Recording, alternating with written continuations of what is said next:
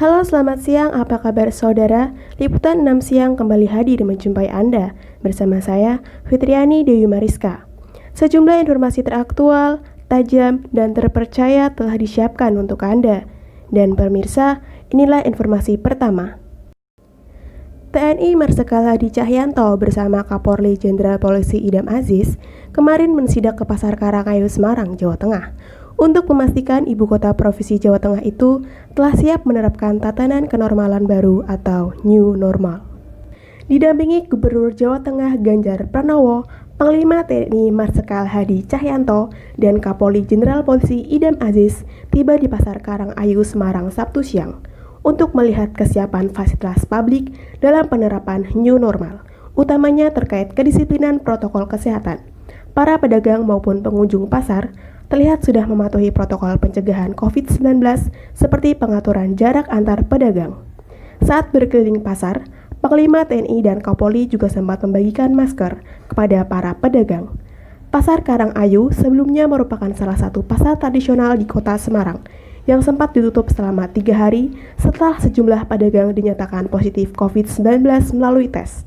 Setelah ditutup untuk disterilisasi dan penataan lapak pedagang, Pasar Karangayu di pusat kota Semarang ini kembali dibuka dengan peraturan protokol kesehatan yang sangat ketat. Berita kedua datang dari dunia olahraga. Suasana Car Free Day sebelum COVID-19 begitu ramai dengan orang berolahraga dan juga termasuk para pedagang yang berjualan di sekitar Car Free Day. Dan bagaimana keadaan sekarang setelah dibuka kembali selama pandemi COVID-19 ini? Dan kita akan langsung terhubung dengan reporter Janet Lee yang akan menyampaikan laporannya. Pantauan kami pagi ini di lokasi Car Free Day, tepatnya di Bundaran Hotel Indonesia, di mana hari ini merupakan hari pertama dibukanya kembali lokasi CFD yang sudah vakum selama kurang lebih 3 bulan selama masa pandemi COVID-19.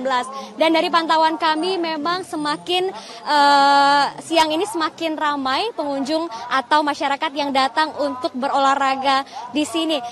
Dari pantauan kami juga memang masyarakat sudah tertib seperti menggunakan masker, namun kepadatan maupun keramaian ini sulit sekali untuk dihindari karena mayoritas masyarakat yang datang untuk berolahraga adalah mereka yang datang dengan bergerombol maupun satu kelompok untuk sama-sama berolahraga. Nah, meskipun sosialisasi terus-menerus diberikan melalui pengeras suara maupun secara lisan kepada para masyarakat yang akan berolahraga, namun sepertinya dinilai kurang efektif karena masih saja mereka ini berdempetan satu dengan yang lainnya. Bahkan di belakang saya saat ini yang bersepeda pun ini bisa dikatakan cukup padat sehingga mereka harus berdempetan satu dengan yang lainnya. Nah, dari aturan yang ditetapkan oleh Pemprov DKI Jakarta juga menetapkan bahwa anak-anak di bawah 9 tahun, lansia di atas 60 tahun, serta ibu hamil dilarang untuk memasuki area CFD. Namun nyatanya dari pantauan kami, banyak sekali anak-anak yang berada di lokasi CFD ini sendiri, bahkan orang tua yang membawa anak-anak ini tampak cukup banyak yang berolahraga maupun beraktivitas di sini. Nah, tadi kami juga sempat memantau petugas yang menegur mereka untuk keluar dari lokasi CFD karena demi kesehatan mereka.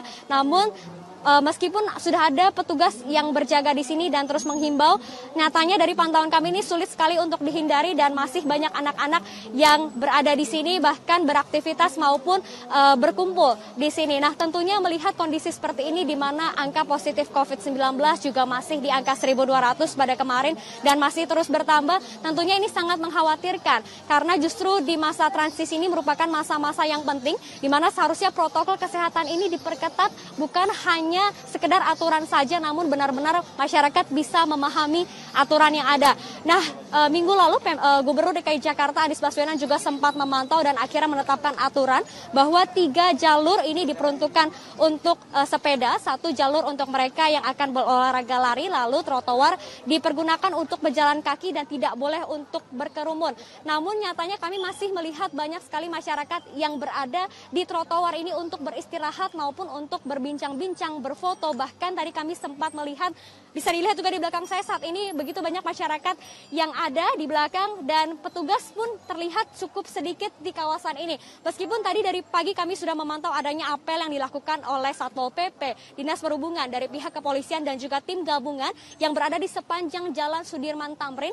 Bahkan di setiap titik-titik keramaian sudah ada pos-pos penjagaan. Namun nyatanya ini masih sulit sekali untuk diurai kepadatan yang ada di sini dan bisa dilihat tidak ada jaga jarak. Dan pastinya dengan kondisi seperti ini pemerintah perlu mengkaji ulang terkait penerapan CFD yang bisa dilihat ini sulit sekali untuk diterapkan physical maupun social distancing di sini. Sementara demikian kami akan terus memantau kondisi hari ini. Kembali ke studio Jatim.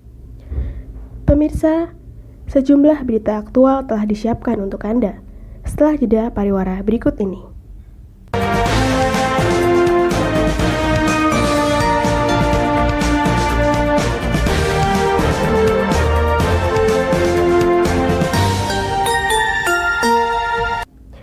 Informasi lainnya, saudara, datang dari dunia selebritis. Artis dan juga presenter kondang Ivan Gunawan Jumat siang mendatangi Polres Jakarta Utara untuk diperiksa sebagai saksi terkait praktik salon kecantikan ilegal.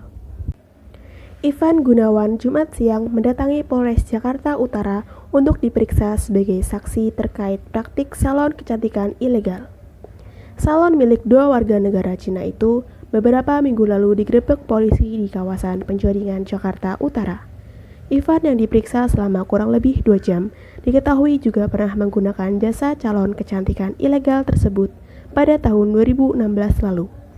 Saat itu Ivan mengaku tidak ada keluhan ataupun merasa dirugikan atas tindakan praktik yang ternyata tidak memiliki izin ini. Saat ini pemirsa, kedua tersangka asal Cina itu masih menjalani proses penyidikan.